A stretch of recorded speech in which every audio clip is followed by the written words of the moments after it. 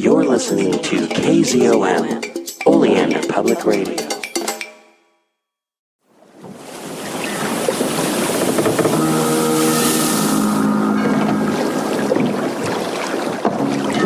Welcome to Innsmouth, stranger. Hi, I'm Rob Whiten from the Innsmouth Book Club. Join me and my fellow guide John Chadwick as we take you on a fortnightly tour of Innsmouth. We visit places such as the Picture House, the Library and Innsmouth Museum to discuss all aspects of weird fiction, whether it be book, film, music, TV or art. As well as that, we stop over at the Gilman House to have a chat with a resident guest.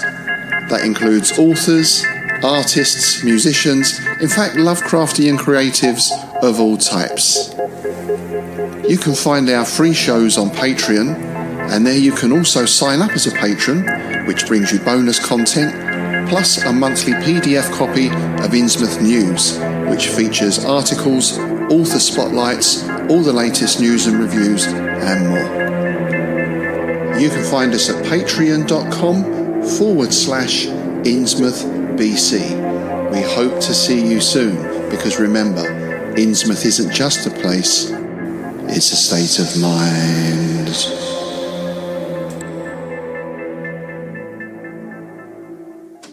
Use MRP 5KM D6 to get 10%. Welcome to the world of conquest. Immerse yourself in the epic battles and strategic warfare with our two thrilling tabletop miniature games. Conquest, The Last Argument of Kings, a rank-and-file war game, and Conquest, First Blood, a skirmish game. What makes these games even more exciting is that you can use the same miniatures to play both. Conquest, First Blood, our gripping skirmish game. With First Blood, you can experience the intense, fast-paced battles on a smaller scale while still utilizing the same meticulously crafted miniatures from your collection. So whether you're a seasoned war strategist or a newcomer eager to embark on your first conquest, the world of conquest offers you endless possibilities. Gather your forces, hone your tactics, and prepare yourself for the ultimate test of skill and strategy across both The Last Argument of Kings and First Blood. The battlefield awaits. Go to pgttcm.com or the show notes to find out more. Get 10% off all orders by entering code MRP5KMD6. That's MRP5KMD6. That's MRP5KMD6. Get 10% off all books, miniatures, and more. Or go to PGTTCM or the show notes to find out more.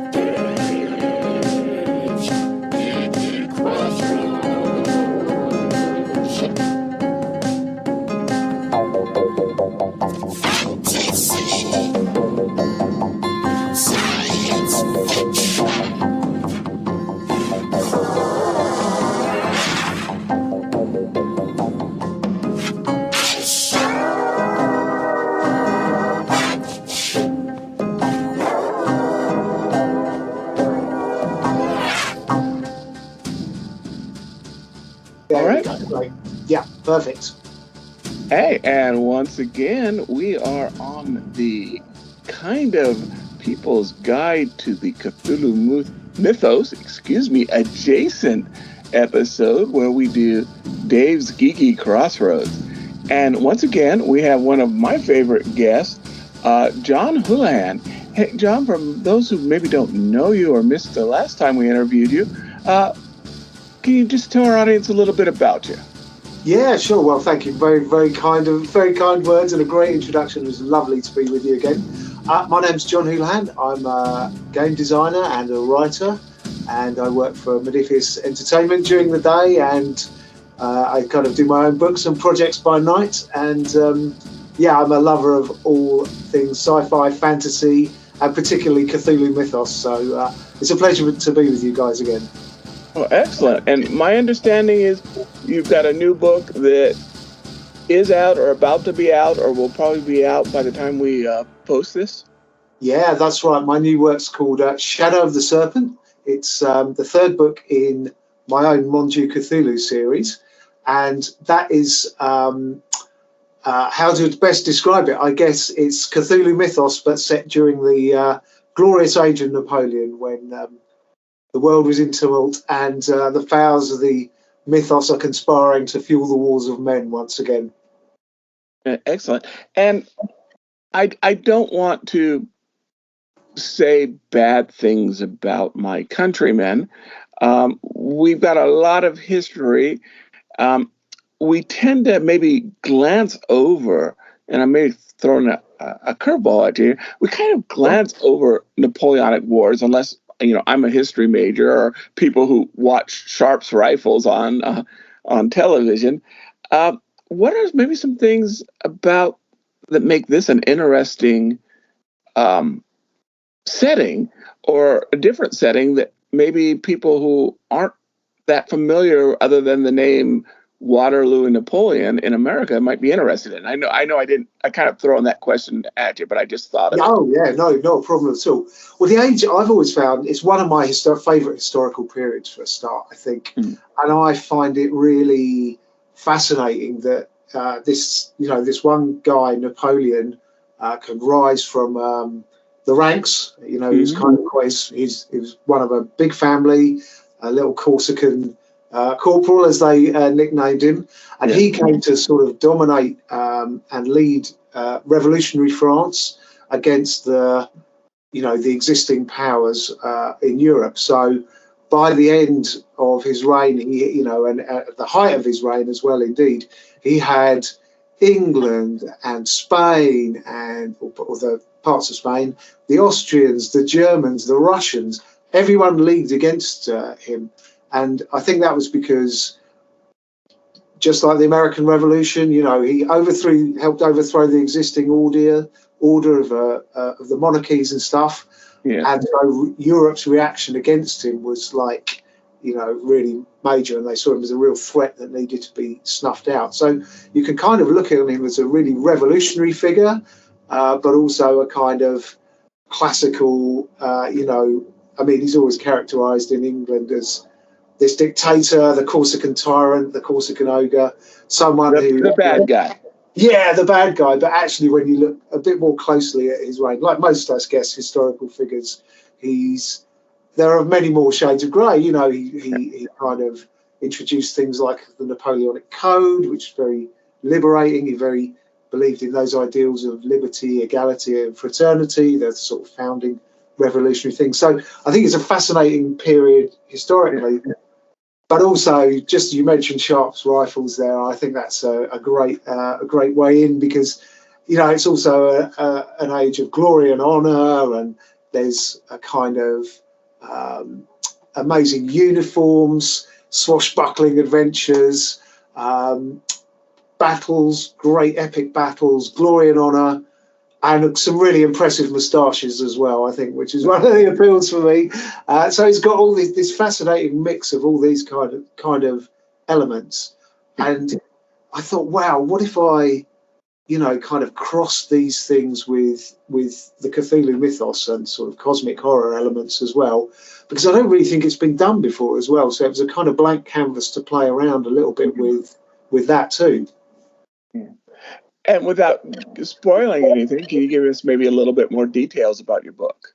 Oh, sure. Yeah, well, the series starts with this French hussar called Gaston Dubois. He's a lieutenant. He's rather dashing, a great swordsman, a great tactician, not the brightest tool in the box.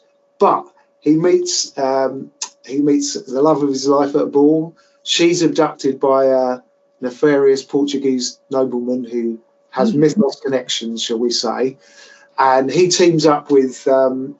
He goes in hot pursuit of his kidnapped fiancée, And as during the course of that adventure of the Crystal Void, his eyes are sort of open to the reality of the mythos, which sort of is fueling the wars, the Napoleonic Wars. The second book, Feast of the Dead, kind of expands that a little bit further. He gets given an independent command and is taken off into the Spanish interior to, in search of plunder and supplies. But while he's there, he leads these hussars who are known as thieves on horseback during their time, and he encounters further mythos elements there.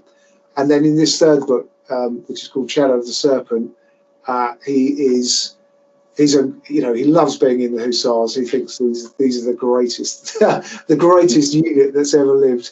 But he's disgraced and banished away from the hussars, and he's given command of a company of dragoons who he's always looked down on as neither infantry or cavalry, but somewhere in between, and he's given the task of whipping them into shape.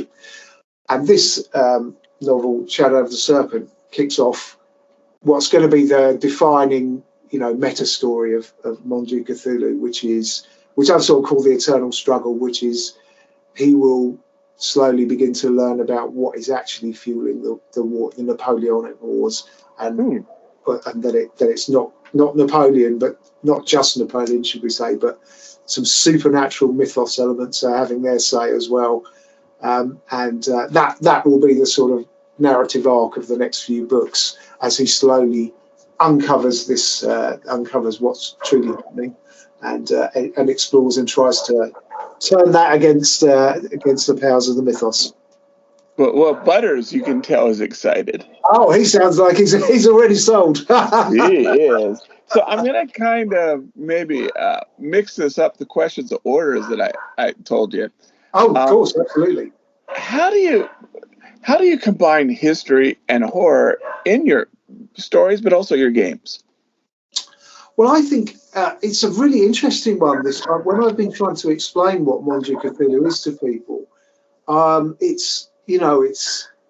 it's a blend of a lot of things. Like it's got that love of history that I think we've talked about before. I've always loved history.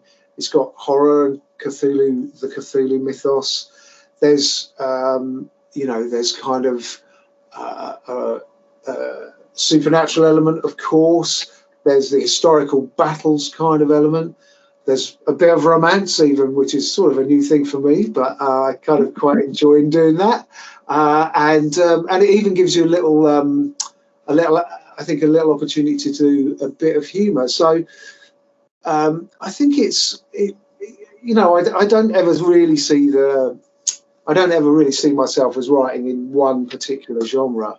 I think you can borrow elements from all genres and just adapt them to your, what your needs are. And hopefully the sum is greater than the parts. The sum of the whole is greater than the parts, as they say.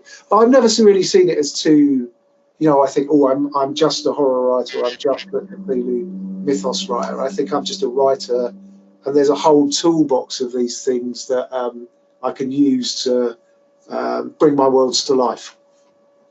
Yeah. Now, obviously, this is something you've researched. I mean, not only it sounds like in the past, but also specifically for this story. So, pretty much guaranteed that you know more about what you're writing about, the setting, than say 99.9% of the people reading. Is it difficult teaching them, bringing into this universe, because it's history? Do you find yourself almost more a teacher, or that's kind of my problem, is I very often start becoming professor when I should be writer. How do you balance that you're introducing a new setting to a lot of people, even though it's history? Sure, yeah, that's a really interesting question, actually, and I think it's something all historical writers who use historical settings have to grapple with. I was reading a very interesting thing today about how what kind of language should you use? Should you use historical language? Or should you use modern language? Should you use a mix of the two? I think it's always a very intriguing question. I always try and bear in mind, I guess, that that I will try and I'll have, you know, my sort of general reader in mind, or my ideal reader, but I'll also try and give some pointers through some, you know, some subtle exposition, or you know, even characters who don't know about it, so you can kind of present it within the story and within the world, that they are learning about it as they go along. So I always try and bear in mind that there are some people who've never, you know, have never encountered this before, and you know, try and subtly bring them into this world without going, and then Napoleon did this. I think it's also quite an interesting aspect about, are you creating a 100% authentic world with every, you know, button and thing in the right place? And I've never been really about that. I'm more about creating the spirit, or trying to evoke the spirit of an age rather than the actual granular detail. So, you know, the narrator talks a lot about the glory and honor, and I think that was a thing in the age. And he's very impressed by uniforms, and so he gets to describe the uniforms and bring that in that way. And I think it's quite nice to sometimes have a few sort of naive characters as well. So, you know, things are explained to them and the reader at the same time.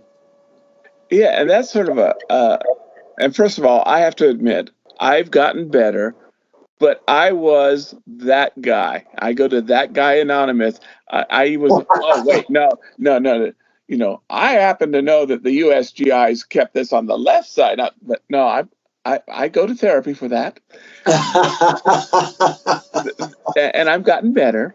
But that said, too, it's kind of, I think, more of a challenge, but also more of an opportunity to do it first person. Do you find that is it easier or harder, because not only do you're thinking time period characters' thoughts being read by modern people? Is there more advantages or disadvantages? Well, I make use of so the sort of conceit of the Monju Cthulhu series is that we're talking to Gaston Dubois, but he's not a young lieutenant. He's a lieutenant colonel now, and he's retired. And it's, you know, 20 years after the Napoleonic Wars have finished, and he's an old man now, and he's talking to an unnamed journalist who, you know, into his local inn, and he says, sit down, have a drink, and they start drinking. And so it's kind of recounted in memoir for him. So I think, you know, it's an old trick, you know, it's an old trick. You know, Conan Doyle did it with Sherlock Holmes and Dr. Watson. So you get that sort of memoir retold, and you can have a bit of fun with memory playing tricks and exaggeration and all that kind of thing. Unreliable narrator. Yeah, exactly. And you can sort of try and subtly signal to the reader that you know, I mean, Dubois is quite vain and can be quite pompous at times, but you can have some real fun with that, and the reader can tell he's being like that. And so yeah, I mean, I think definitely first person has its own challenges, because you can't give this sort of overview, you know, this neutral overview of stuff. But I actually really like writing in the first person. I think it really helps the voice of the characters, and I find it just it's a fun way of presenting the story.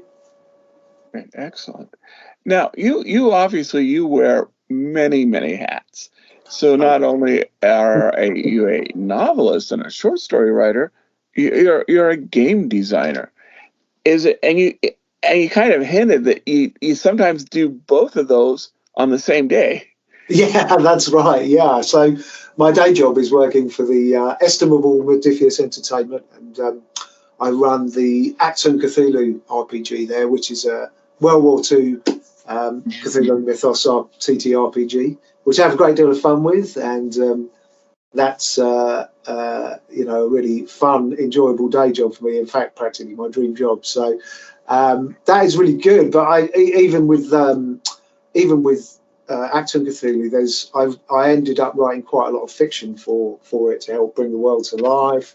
and do the meta stories and everything. So it's actually, I don't really see them as very different propositions. I think one can naturally feed into the other, and vice versa. Sometimes I think my books are more like, game scenarios, and other times I think my game scenarios are more like books. So it's a nice crossover to have, really.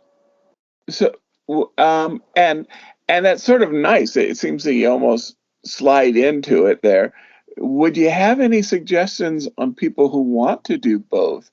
Something to maybe make it easier for them? Yeah, I think, well, like everything, I think, a lot of research and reading is definitely recommended. Like, play a lot of games, play a lot of TTRPGs or board games, and for fun, have a look at the mechanics that you really like, and or the narrative bits that you really like. Read a lot of and listen to a lot of people who talk about TTRPGs and do podcasts and all that kind of thing. I think that definitely helps, and just sort of immerse yourself in the subject. But I think you just got if you want to write a novel or a short story or a TTRPG, you've just got to make a plan and start doing it, really. I think that's as writers and creators, procrastination is the real enemy. You've just get down there and start the work, or do the work, basically. But take a lot of influences from what you like and what you've seen and what you enjoy as well, because I think it should be fun, as much fun for you as for your readers and players. You should have fun too as a writer and creator of meta fiction and TTRPGs. Do you ever stat your characters? Well, funnily enough, I haven't done it yet for Mon du Cthulhu, but I definitely I kind of do it in an informal way, because I will do like a character sketch. So I think it's quite good to like do a little physical description, and then some traits of for example Gaston du Bois, short, vain, rash, but really passionate and loyal, and and it really helps you build up a picture of him when you're writing fiction, for example. But I will be statting some of these characters up, because following on from the fiction, one of my ambitions for next year is to start writing Mon du Cthulhu the RPG. So nice. I will undoubtedly be statting these guys up and kind of putting them in as characters you'll encounter in the RPG. Oh, awesome. So, and I realize that there's a lot of stuff going on, and stuff that you probably can't really talk about now or yet, but what's happening in the RPG world, especially Modiphius, and it's public knowledge, so I guess I can say this. Yeah. You guys have one of my favorite properties now, Space 1999. Yes, that's right. I wondered, actually. I mean, Space 1999 was one of the seminal TV shows when I was growing up. That was sort of 70s and stuff, and it was really fascinating. I used to watch that every week. It was one of the few sci-fis my dad loved. Oh, right. I didn't think that I'd ever made it over stateside. I was really surprised to find it's got a US fan base, because I thought I was so British that it never made it over there or anything. But yeah, what a fantastic property. I'm not directly involved with it myself, but I'm really excited to see what the guys in Modiphius or my fellow developers are going to make of it. The other thing. I didn't mean to interrupt, but and I get that there may be stuff you can't say or not know, but is it going to be 2D20? Yeah, it will be 2D20, I think. So it will use the in-house system, I would imagine. I know it's Andrew Peregrine, who's a really excellent writer, is doing the sort of heading up the development, and it should be a really fascinating thing. Going back to Moonbase Alpha, and seeing what they make of all that. Yeah, it'll be really good. Yeah, so I have a T-shirt with the eagle on it. Oh, yeah. And the thing, I'll tell you, the thing in America when I was in the 6th grade that really drove Space 1999, at least among people my age, Right. was they had this like 2.5 foot plastic eagle that was the toy. Yes. And I remember like a couple years after it came out, I got one for like $1 at a thrift store. And it was crap. Wow. That was, that was the toy for, 6th graders. And wow, what a find for $1 as well. I've got to confess, I've still got like a little Matchbox eagle. I think it's Matchbox. It's a die-cast metal one with the little centre bit that pops out when they land off. They were great ships, weren't they? Iconic. Really. Absolutely. And this is where the geek, that Lucas was going to rip that off originally. Right, really? Falcon. And that's why it's the Falcon. He changed it from the Eagle to Falcon, but it inspired Lucas. Wow. That and the spaceship from Valerian. Oh wow, amazing! I didn't know that. I didn't know that about the eagle. But now I'm sort of just looking at a picture of it now, and you can see in the nose cone like a vague echoes of the Falcon. Yeah, amazing. Yeah, and they changed it up, but the original drafts were very eagle-like. Yeah, absolutely. What else is going? I know that you guys have just sort of revised Star Trek game. Yeah, Star Trek 2nd edition is coming out soon. I think it's already out actually. The PDF certainly, and a new core book and starter set is on the way.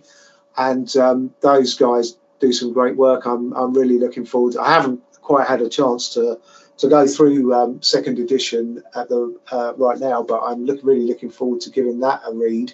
But the other thing, of course, which really super excites me, is the Discworld RPG, which is just not long been announced. I love Terry Pratchett's work, and I'm fortunate enough to have worked with his daughter Rihanna as well. Oh, nice, lovely girl, and that's going to be an amazing narrative-led as well, which I'm really looking forward to. I can't claim any insider knowledge or info apart from the sort of what's public knowledge, but I know it's going to have a lot of narrative mechanics, and I'm really looking forward to seeing how they work with that one. That's going to be very interesting indeed. And what about Octoon Cthulhu? Are we going to see anything new? Yeah, we're in a bit of a planning phase at the moment. We haven't got anything announced, but our starter set did really great guns this year, so we'll be we're in the planning for another box set. I think that's all I can probably tell you for the moment, but there'll be another box set next year, I hope, so that will be quite intriguing, I reckon. You're doing the strategy to storm the beach, metaphorically. Indeed, that's right. We're in the planning phase, and then when we're ready, we'll unleash the torrent of information. Okay. Anything else though that you might want to share on there? No, I think that's all I've probably got on Modiphius stuff. I mean, I'll just briefly whip back to the Monju Cthulhu RPG. I think that will be 2D20 and probably a more generic system as well. And I really want to get a really good sort of sword fighting combat system in there, and but also a kind of wit and repartee system, so that characters will be able to duel each other verbally as well as physically. I love an RPG that has a good social system. Yeah, I think that social combat system. Yeah, I think that'll be interesting, and also work out how to do fighting on horseback. I think that's going to be another big challenge, but I'm sure we'll find a way around that. Okay, well, I know we've asked you this before, but this is kind of our signature question here. And it changes. If you ask me, the answers change, but once in a while with time. But if you could be on any creative project, any medium, didn't have to worry about money, didn't have to worry about copyrights, what is your dream project? Well, I was having to think about this earlier, and I know Ian Banks' Culture was my answer last time we spoke, but earlier this year I reread the Heliconia trilogy by Brian Aldiss, which is a really grand kind of space, culture thing, I guess you'd call it. It chronicles the evolution of this world over a distant world over a really long season. It's got a year that is thousands of Earth years long, and it goes from spring to summer to winter again, and it's just a vast and incredibly epic setting. There's humans and these animals called Fagors that they're the two sentient species on the planet, and it goes from really early sort of primitive times for the humans all the way up to very mature, where they're a very mature society and starting to sort of decay, and it parallels the course of the seasons on Heliconia. Oh, okay. Yeah, it's a really amazing read, and I think that you could do a fantastic TV show. You could do a brilliant RPG. I don't think movies are long enough to do it justice, but yeah, I'd love to work on Heliconia. I think that would be an amazing world to bring to a wider audience. Yeah, no, I'm not familiar. I'm going to have to check that one out. Yeah, it's an amazing world. Really, really intriguing. And so, for our listeners, where can they get your books? Well, you'll find them on Amazon, and I think you can order them through all US bookstores, or you can come through my own personal site, johnhoulihan.net. You just sort of look up how to spell my name, and you should be able to order stuff through there, and there's plenty of links and info and all that kind of stuff. But you'll also find them on my Amazon pages too. So, yeah, go check them out, see if they're your kind of thing. Excellent. Well, definitely, and I will make sure that we work with our producers here and have some links, and looking forward to see you soon. Perfect. Thanks so much, David. It's been a real pleasure as always. Thank you. Great show. Thank you. Oh, my pleasure. Real pleasure. And I sent you the links for the ebook. So if you want to read, then please be my guest.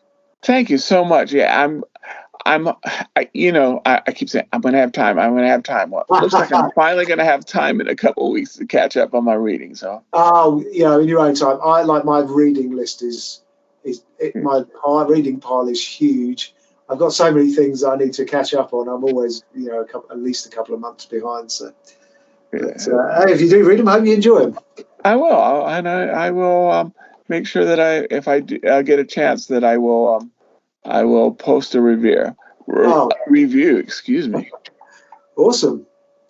Okay. Hey, thanks a lot. And I'm going to be talking to DB probably Wednesday, and have at least maybe a vague idea of when we're going to be posting this. If not, as soon as we do, I'll let you know. So. Oh yeah, perfect. Yeah. I don't think full sort of release. I'm doing the Innsmouth Literary Festival at the end of the 27th of September, which is where it sort of formally launches, and then I think it's about the 3rd of October. So anytime around then, you can pre-order now. So there's plenty of people can pre-order. Oh yeah, I love the guys over at the Innsmouth Book Club. Ah, yeah, top lads, yeah, Rob and Tim. I've done loads of episodes with them, but I'm going to be able to meet them in person for the first time, which is amazing. Yeah, that's awesome. Yeah, it should be great. Okay, hey, thanks. You have a good one. Thanks so much, David. Great speaking to you as always. Cheers. Bye for now. Bye. Anycuba Cobra S combo. Compared to the mainstream 3D printer on the market, Anycubic S1 is faster. The speed has improved 12 times. The Benchy can be completed in 15 minutes. That's 600 millimeters a second. Fully enclosed construction using the Cobra OS system and cooling system minimizes vibrations and enhances the responsiveness to improve the quality of printing. Anycubic Cobra S features a full metal hot end capable of reaching a peak temperature of 320 degrees. Quiet mode is as low as 44 decibels while printing. 44 decibels, that's as loud as the library, or bird calls, or a forced air furnace. Equipped with built-in camera to view the printing process. Finally, use my link to save $120. Get the combo and be able to print in 4 to 8 colors. Fast and easy to use. If you have a hobby or a business, you'll find hundreds of uses for your Anycubic printer. Use the show notes to find out anything you want. Get anything you want from Anycubic. Thank you, and back to the show. Facebook, Instagram, YouTube, and all the other places where podcast stuff exists. All right, back to the show. In Legacy Door, a lurker from space casts a shadow over time. We opened our eyes upon the human world. We found ourselves lying on an especially yielding bed in a room displaying scattered relics of their shallow past, tied together by more recently produced items meant to blend with the relics. Typical. A sensitive journalist dreams of unknown lives. It seems like every time I close my eyes, they get stronger. I can't even say the last time I had a normal sleep, let alone a dreamless one. An outspoken lawyer defends the suspect in an unspeakable crime. And that client was Jonathan Strauss, held for the murder of his daughter Abigail and her companion Harrison Reese.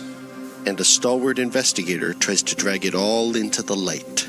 Some of the Reeses and the Strausses have been involved with something that seems to include an obsession with bloodlines and longevity for at least decades. Legacy Door is a weekly cosmic horror mystery podcast. An ensemble of actors tell a story, also available in paperback, Kindle, and audiobook. Available now.